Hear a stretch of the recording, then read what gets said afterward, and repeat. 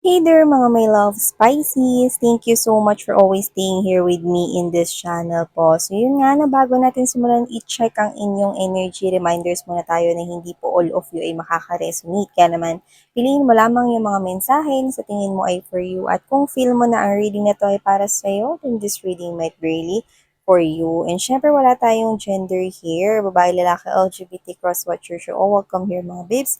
Just take how this resonates and please apply this into your own unique situation. Kaya naman, without further ado, let's begin and let's see what do we have here for you, Pisces. So, Spirit and Angel guys, Archangel Michael, thank you so much. Kunin natin yan. What do we have here for Pisces, please?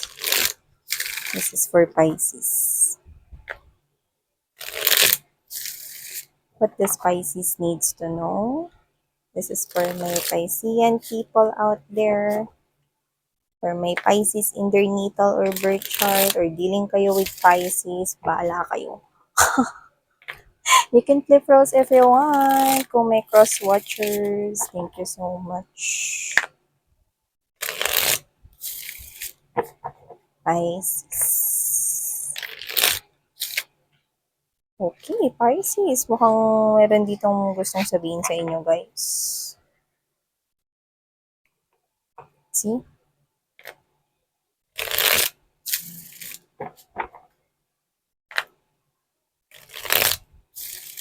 Okay, so let's go ahead, Pisces, and check the messages for you. What do we have here for you, Pisces people? Pisces, you do have here this Three of Swords energy, Three of Cups, Strength card,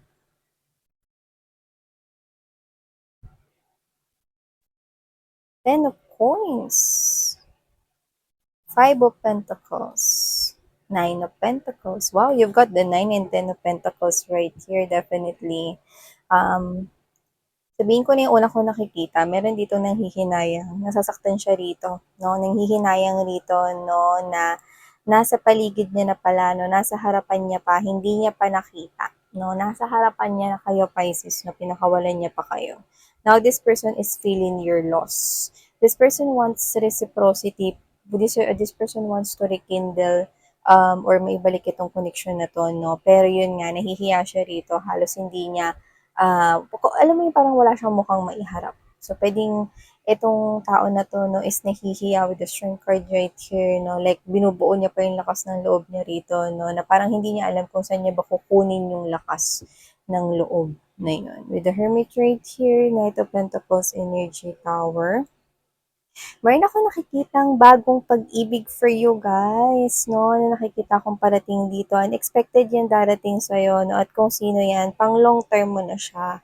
Siya na yan nakikita ko rito na makakasama mo sa journey of forever. And this person here is pwedeng makilala mo siya, no? Dahil sa trabaho or dahil sa trabaho niya, whatever the case may be. I'm seeing right here na kukonect ka sa kung ano man yung way of earning a living niya or earning a living mo. Doesn't have to be na magkatrabaho kayo, pero maaaring kumunik ka sa, kunwari may business siya, bibili ka doon or tatangkilikin mo, ipapatronize mo or mag-a-avail ka ng services doon sa business niya. Ganon, nakita ko rito, no? Or kung siya naman yung kukonek sa'yo, no, pwedeng maging customer mo siya dyan sa sinesell mo na products or items or services, whatever key.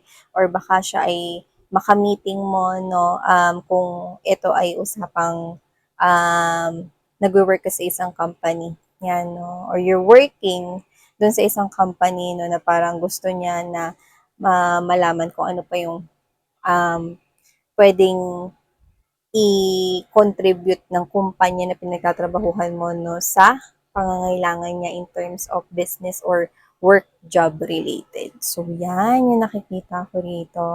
Ang taray. Kung sino siya, siya na rito yung makakapag-fulfill ng lahat ng mga desires mo in a relationship, in a future spouse, yan, no? Makikita at nakikita na, no, yung iba sa inyo dumating na to, nakikita nyo na ito, no, na ini-embodies ng person na ito. Like, literally, this person check all the characteristics, all the personalities, lahat ng gusto mo sa isang future spouse ay makikita at nakikita na nung iba sa kanya. So, yun na nakikita ko dito. Matagal mo nang inantay itong klaseng gantong tao, no? At nakikita ko rito na parang if ever na ikaw ay single man, no? Like literally, after ng iyong previous relationship, hindi ka talaga kumunik sa iba. Okay? Hanggat hindi mo talaga nararamdaman na gusto mo na napakasalan yung isang person, hindi ka kukunik. Okay? So ngayon nakikita ko na may darating at may dumating na rito, no? At makikita mo na sa kanya ang lahat ng hinahanap mo, no, sa isang nararapat na manatili sa tabi mo forever. So, ang taray, no? And also, nakita ko rin dito mga babes, no? Na meron dito mga parang mga trabaho na paparating sa'yo, okay? Nakikita ka magiging busy sa work mo. Pero hindi ko nakikita mga babes, no, na mapipressure ka, like literally yung parang maluloka ka na hindi mo alam kung anong gagawin mo sa mga trabaho na yun. Alam mo yung gagawin mo. No? Kaya lang nakikita ko na nagde-drain, nagkakaroon dito ng fatigue sa'yo. Kasi nakikita ko dito na parang because you're busy. Ayan, nakikita ko rito na ikaw to na parang papagod yung katawang lupa mo, no? Or baka malipasan ka here ng gutom, no? So, just make sure, okay, na habang ikaw ay busy dyan, make sure na nakakain ka pa rin. And of course, no, may sapat ka pa rin na sleep. Okay, yung trabaho, andyan lang yan. Nakikita ko dito na yakang-yaka mo eh. Kahit may mga deadline, may pressure dyan, kayang-kaya mo eh. Parang maning-mani na lang yan sa'yo. Lalo na kung routine mo naman ginagawa yan, no? Parang everyday yan yung task mo, no? So, whatever the case may be, kaya mo naman yan, nakikita ko here. And meron dito, no, kaliwat kanan ng panghihinayang sa'yo, no, nasa harapan niya na nga ikaw, yun nga, no, hinayaan ka pa niyang makaalis. So, maaaring ex-lover mo to, no, kasi dito kasi sa pagkaka-describe dito sa akin sa reading na to, no, parang nasa yun eh, nasa kanya ka na. Tapos parang hinayaan ka pa niyang mawala.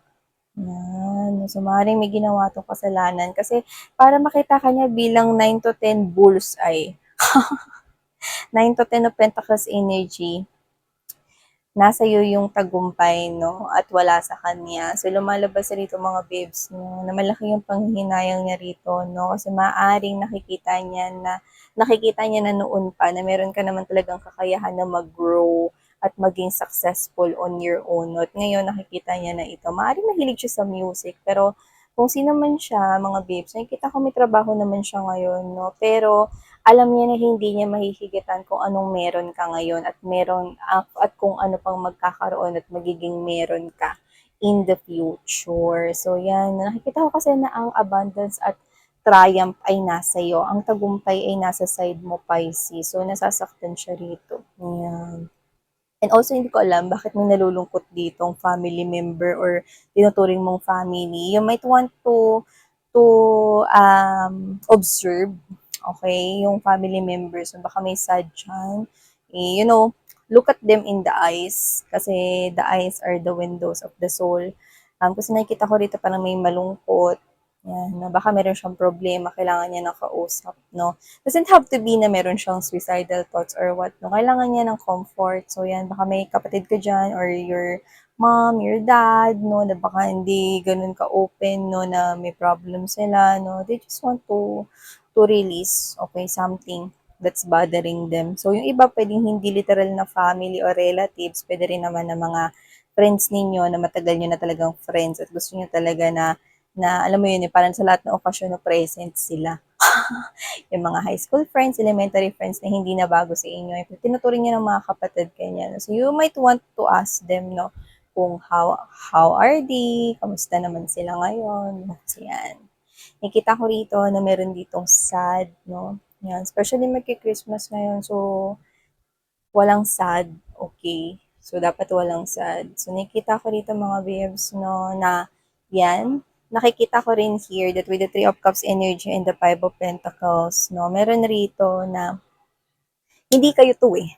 Meron ditong namali ng paglabas ng money. So whatever the case may be, either nag-overspend siya, okay, or could be a friend to, or could be ano. Iba to dun sa sad, no?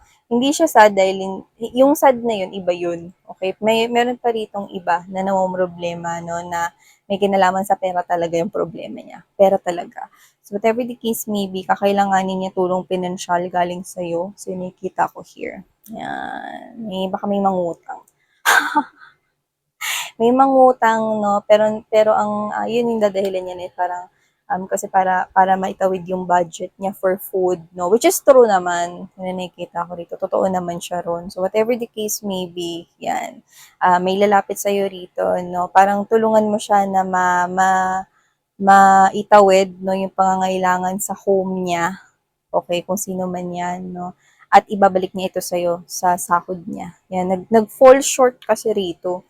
No, yung nag-fall short dito yung pera niya. So, I do get na pwedeng nag-overspend siya or baka, alam mo yun nga, nag-vacation or nag road trip siya rito, no? Or baka nagbakasyon nga at gumastos siya dun. Hindi niya na-foresee yung gastos. Yan, no? I'm picking up that specifically, so just take how this resonates with you guys. But you've got here new love. This is someone that is long-term here. This is someone here that will stay by your side and will accept you for who you are. And when I say for who you are, because the water lilies are present right here, it is a symbol right here that this person will love you kahit wala ka pang makeup, kahit na meron ka pang muta sa umaga. At kahit pa hindi ka pa makapag-ayos, this person will love you and you will always be beautiful or handsome in this person's eyes. So, wow! Claim these prices because I know that you deserve this. So, thank you so much. It's love and light. Saranghayo. Annyeong.